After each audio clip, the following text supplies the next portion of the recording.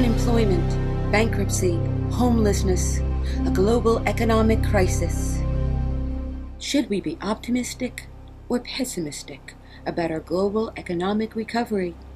Exploring the impact and seeking solutions, United Nations University presents UNU Conversation Series, The Economic Crisis.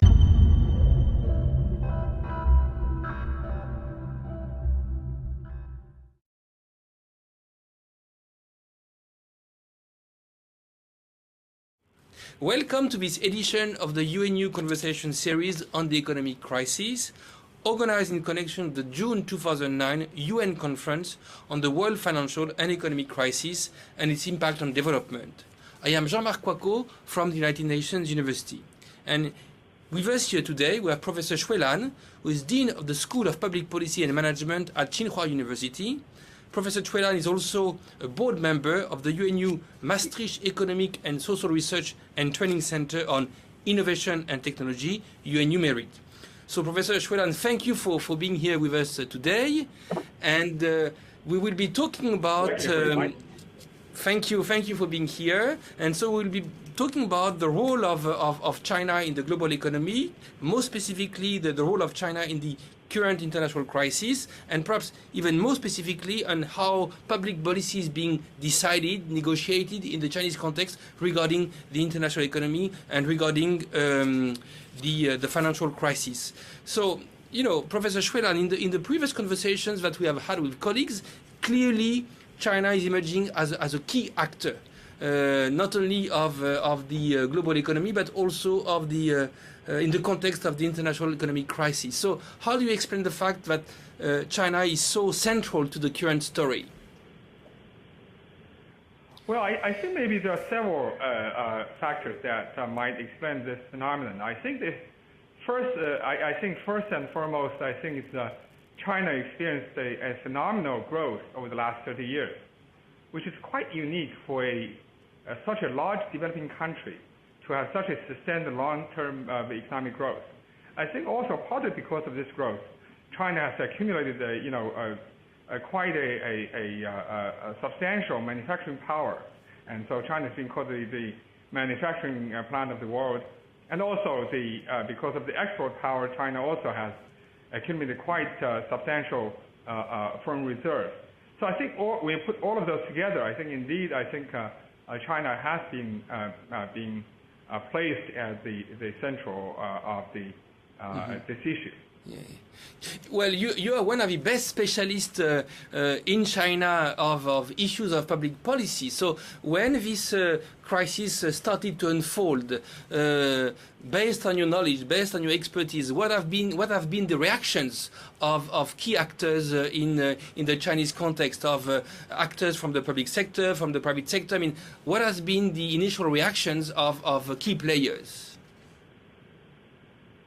Well, I think first of all, I think that when last year, when the signs of the financial crisis started to emerge, I think first of all, I think the Chinese the coastal areas, provinces, are the first one actually who really felt the pain. The manufacturing plants in the Guangdong province, in Zhejiang, and so on, they really began to see the signs.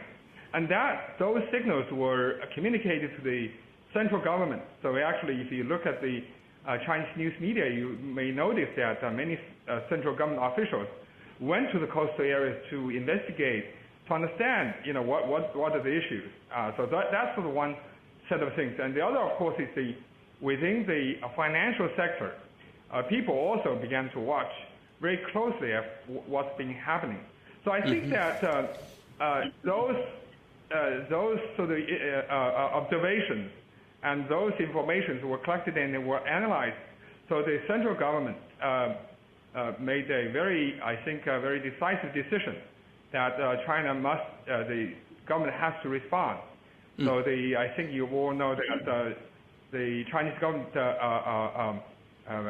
put out a stimulus package very quickly, very decisively. So that was probably the process that you've all seen. And did the crisis take people by surprise, or was the thinking in China that the way the economy was being run, the way it was growing, was perhaps, was going to be creating problems down the road? I think, first of all, of course, the financial crisis has been in the process for quite a while.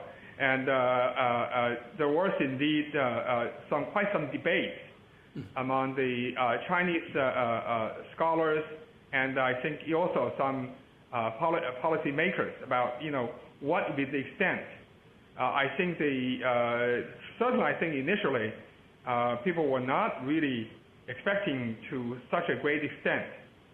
So I think, as you know, that China in the recent years has been trying to change the development model from one that is based on resource, based on cheap labor, to one that's increasingly based on knowledge and based on domestic consumption. But the transition takes time. So in fact, in the early last year, actually China was still trying to make the transition. So that set of policy is quite different from the one that's going to stimulate the economy. Mm-hmm. So I think that somewhere in the middle of the year, that China decided that there's a need to shift the policy to respond to the crisis quickly. So that was decided last year in the middle of 2008, right? Yes, that's right, yes. And so a few minutes ago you mentioned that initially, the crisis was felt in the coastal areas. So what were the signs and what were the indications that something was going awry? That's right. I think the main impact was the dropping orders, and many of the because as you know that the coastal area has been the engine of China's export industry. So many of the multinationals have set up plants there. Many Chinese export plants are all in the coastal areas. Mm-hmm. So when they felt that, when they were feeling the pain, I think, with dropping orders, then of course they would have to, lay off some people, and that sign was quickly, indeed percolated to the government, local government, and to the central government. Yeah. And so and initially also they have a second wave. Yeah. Mm-hmm. But let me also add that because of the dropping order in the export industry. Later, they also have the second wave of impact to, say, for example, to the raw material. The demand mm-hmm. to the of the raw material also, was dropping. So I think that had a much greater impact throughout the country.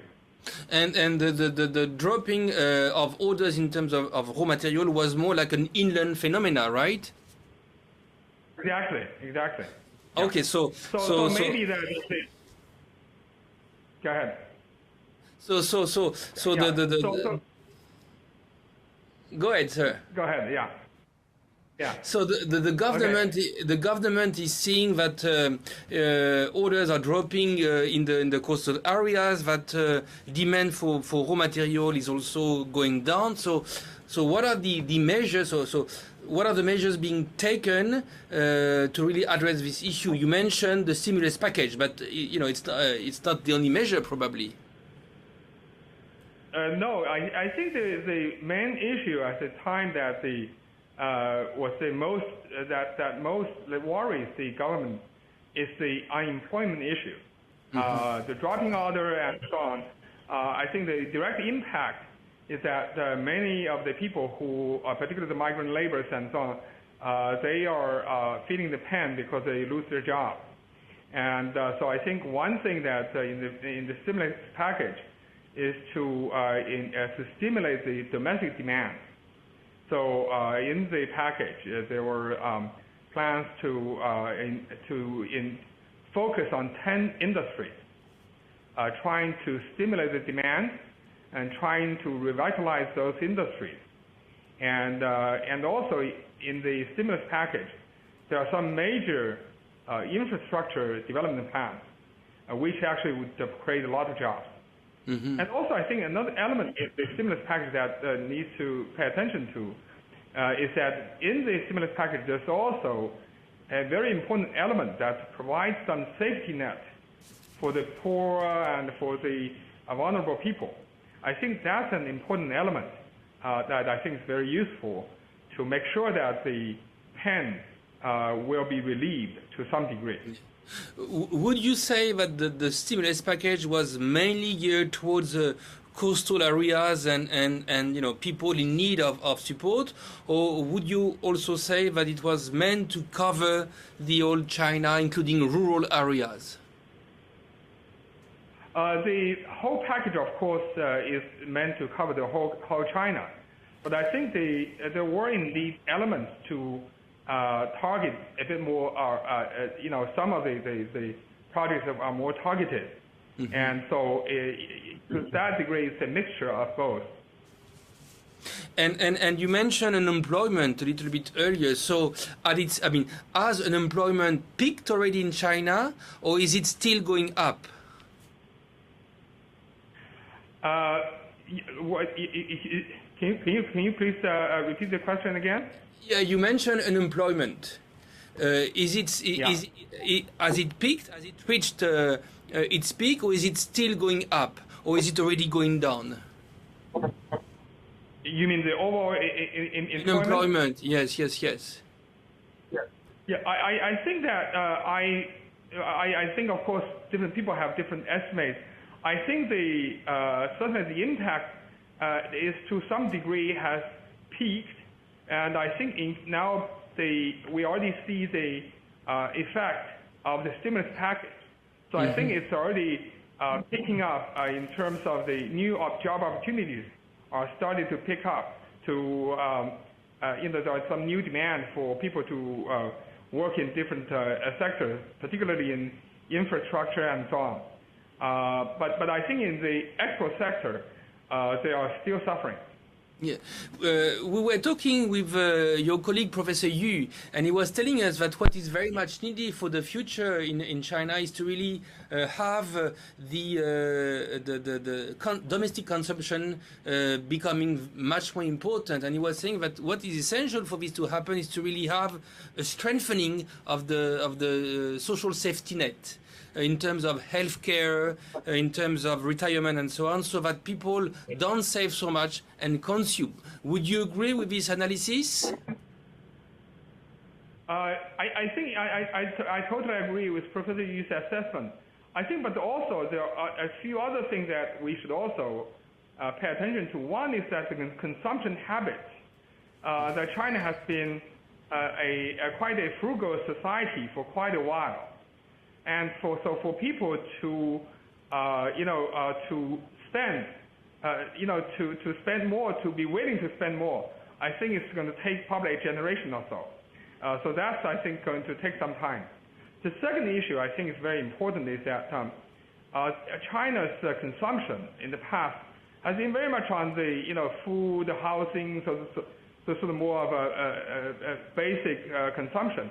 I think in terms of consumption, particularly in health, in education, and in culture, affairs, there are still great demand there. I think the key is how do we actually, the government can deregulate in those industries and to really promote the consumption in those areas. I think there's a great potential there. And so you also mentioned earlier that, in fact, when the crisis happened, China was just beginning to transition towards a knowledge economy and towards precisely pushing forward the domestic consumption. So, tell us a bit about this process of transition, of moving from one economic model to another one. What does it take to happen in terms of public policy, in terms of decision making, in terms of negotiating? Yeah, I think that's an interesting question, because China started a few years ago, had a major campaign, which is still going on to so-called the transition to one of China's so-called the scientific approach to development. But the essence of that is really to make China's development more coordinated, well-balanced, to be more careful about the impact on the environment, to be more on a sustainable path. So that has been the essence of that particular campaign. But in order to make the transition, it's very critical for the government to change the evaluation criteria. For example, in the local government, previously the evaluation of whether you're doing a good job or not is based on the GDP, how quickly your economy has been growing. But now we have to be now having other criteria as well, such as what is the impact on the environment, how energy savings, how energy efficient is your industry in your local areas. So those kind of criteria has to be added. So in a way, I think China is making those transitions through the campaign first, and then also through a whole set of policy measures that are taking place. And so are these changes in terms of public policy to really, have China becoming a knowledge-based economic society? Are they going to happen quickly, or is it going to take a while to happen? I think that unfortunately the economic crisis came at a very bad time for China. Because that transition is going to take quite some time. So in fact, as I mentioned that up to the mid of 2008, China was still making that transition. But now with the financial crisis, China in a way had to slow down that transition process and to put into policy measures to respond to the financial crisis.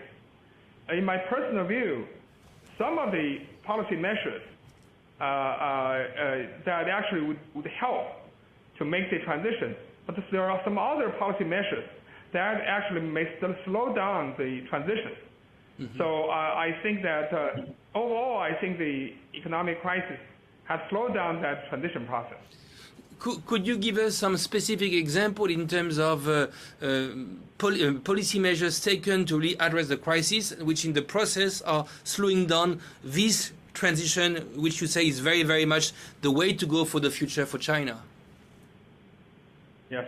Okay. Well, for example, there are some infrastructure projects that may actually have, some maybe negative impact on the environment, and may have some impact on ecological, may have some side effects on the ecological environment.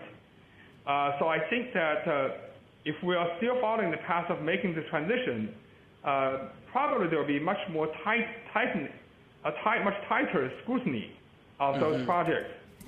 But now with the need to stimulate the economy and with the need to provide more jobs, I think it's very likely that the local government, when they are going through those projects, they will have much less I think they would sort of probably take a much more lenient attitude in allowing those projects to go ahead. And so that's my concern. Which leads me to my following question. I mean, how do you strike the right balance between crisis management, policies designed and geared towards crisis management, and the long-term structural needs of China? Because there is a tension here. Yes, I absolutely agree with you. Indeed, there's this tension. I think in every country, that how do you really respond in this short-term crisis, but at the same time also that your policy can actually help to address the root cause of the long-term problem. I think that the policy that helps to address the safety net, I think that's a policy that can address both the sort of short-term crisis, but also have a great positive long-term impact. So I think China in recent years have embarked on the social safety net, social security reform, health plan, the national health plan. Those, I think, plans are going to have a positive long-term impact. So I think we see some good signs. So part of the stimulus package is precisely to think about and to address this need in terms of human capital infrastructure, if you will. So it is happening. Yes, it is happening. And the other thing I should also mention that in terms of the innovation, Chinese government has put a great emphasis on how to actually take advantage of the technological progress we have made to use those technology as a central mechanism to help China to make the transition. So in fact, in the stimulus package, there's also a great element to implement some major S&T projects and using those as a way to stimulate innovation and to help China to make the transition. Mm-hmm. One of the difficult predicament in which very often countries in Europe or in America are in terms of balancing what is required for managing the crisis and the structural needs of the country for the long run is to precisely the sense of disconnect between the demands of short-term political cycles and long-term economic needs. Do you encounter also such dilemmas in the Chinese context? I think China also encounters the same kind of dilemma because I think indeed as the Chinese policy making in recent years has been very much so-called the people centered sort of policy, and so in fact the central government policy has also been quite responsive to the popular demand and to the popular criticism, to the popular demand, whatever the feedback that's provided through the media and other mechanisms. So I think, indeed, I think similar pressure, maybe in different formats, has also been felt by the government. Yeah, because it seems that all too often in the West, that's the case in Europe, that's the case in America, the short-term demands of the political sphere tend to win the day and therefore undermine what would be required to really secure and engineer long-term economic recovery and in the end long-term political benefit. So you also encounter these difficulties in the Chinese context? Yes, I think in the Chinese context, maybe not as direct, say, in the U.S. or in the European countries, but certainly, indeed, the Chinese government also felt the great pressure from the general public in being able to respond quickly to the impact of the financial crisis. For example, I think after the financial crisis, many of the central key government leaders had, they went to different parts of the country to see what is the impact and then, put out the policy measures. And also they had to try to find ways to provide, say, for example, to mobilize the society to provide some safety net for the people who lost their jobs.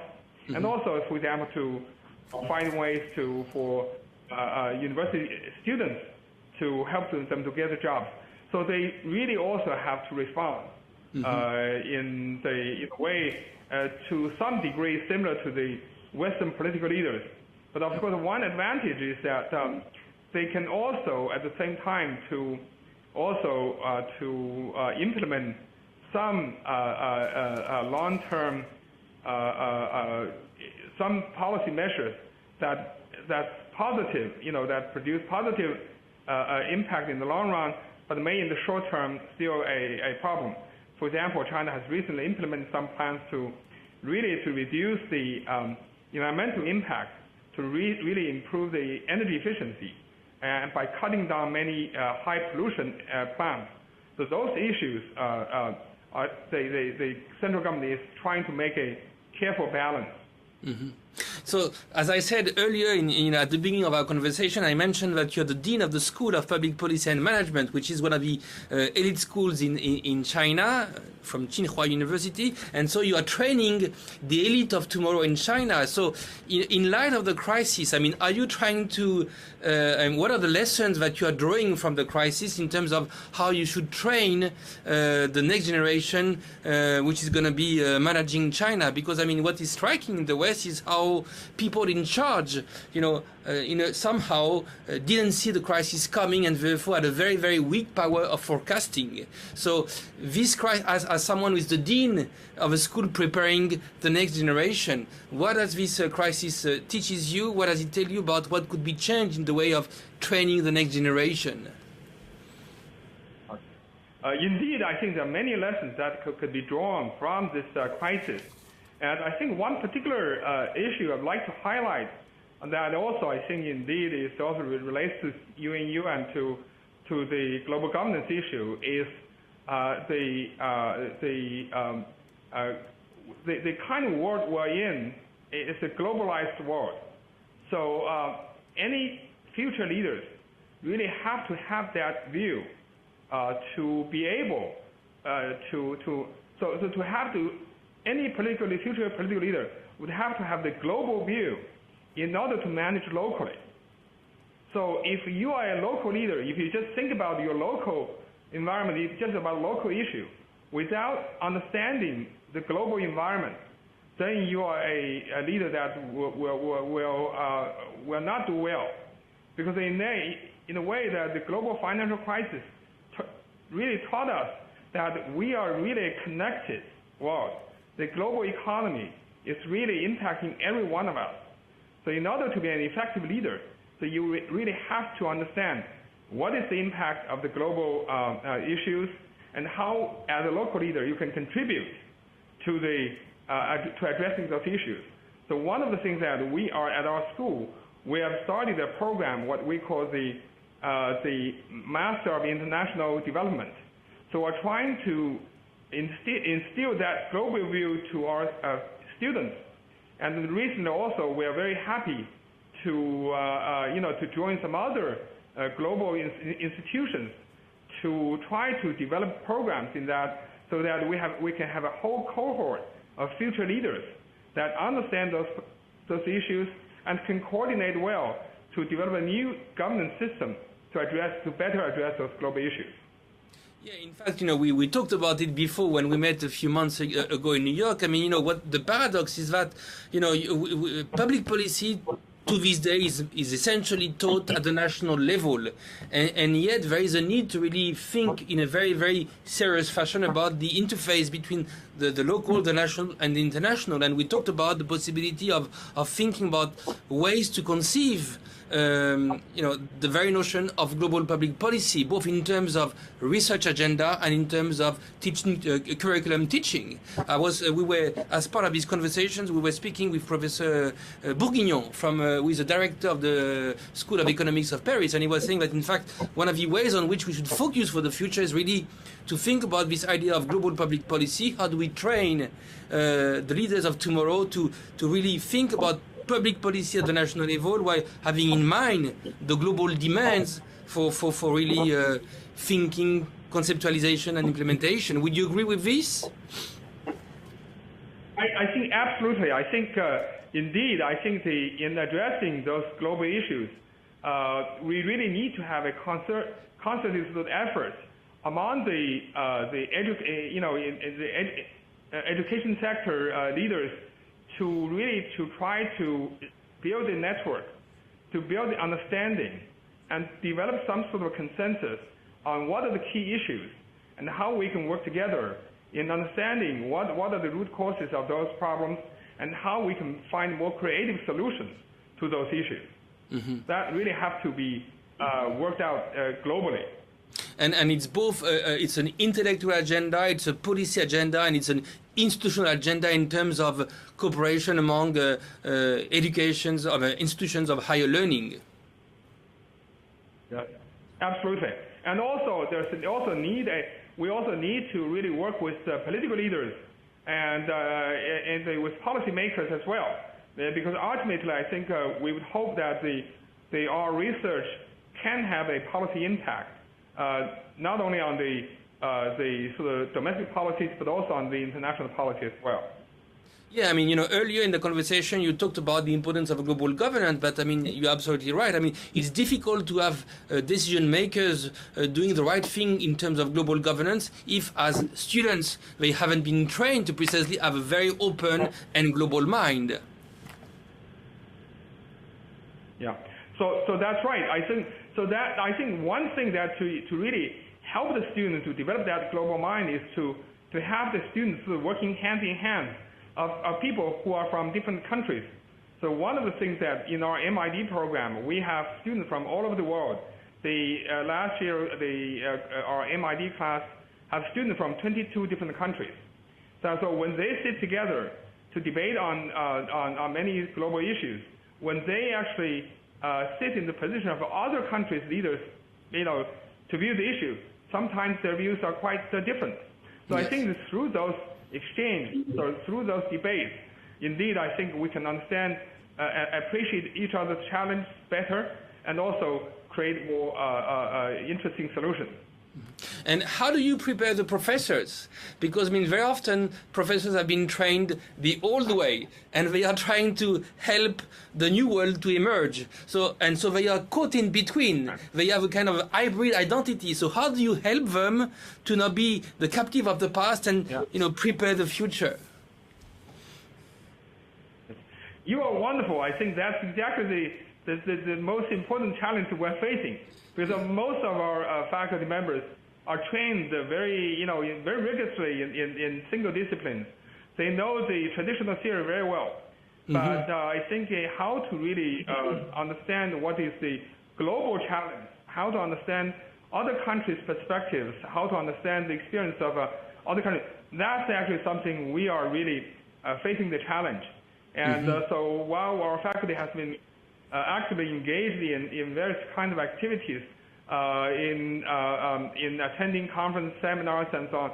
But also, we're also now trying to find ways to actually get our faculty, say, to a country in Africa, to a country in Latin America, to Asia, to understand what is the experience of people in terms of how to manage the government and in terms of how to make policies and so on, to really have the first-hand experience. Yes. So we are trying to do that. And I think UNU has been a very wonderful system that helps us to, in a way, to engage in those activities. So precisely, so you are very much encouraging your faculty to really have a practical experience, because very often at the university, faculty have, professors have a very strong theoretical background, but they don't have practical experience, and yet this practical experience is very, very important. Yes. So I think the other thing, of course, I think is that we also need to really engage with people who have a lot of sort of policy experience. Mm-hmm. I think one shortage that I think we have is that most of our faculties are just more of a pure academics, as you mentioned. Yeah. That we don't have the kind of system like in many, say, for example, the U.S. Policy schools, many retired government officials. But we are now trying to find ways to engage in sort of policy people with policy experience.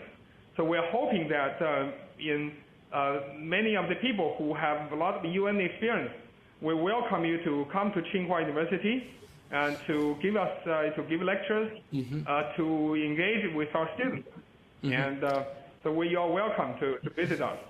As you know, I would be happy to go. So for you, the crisis for you is also an occasion for the school, for the university to become much more relevant and really contribute more in the future. Yes, I think we hope so, and so we hope that we can actually better prepare our students, and we can better engage with the outside world, and to really become a truly global institution. Professor Xue Lan, I thank you for your time. I know that you have to go. So we were having a conversation with Professor Xue Lan, who is Dean of the School of Public Policy and Management at Tsinghua University. And we were talking about China, the economic crisis, the importance and the evolution of public policy in China. So Professor Xue Lan, I thank you for your time and I thank you for your insights, and I thank the audience for watching, and I hope it was useful for all of you. Thank you.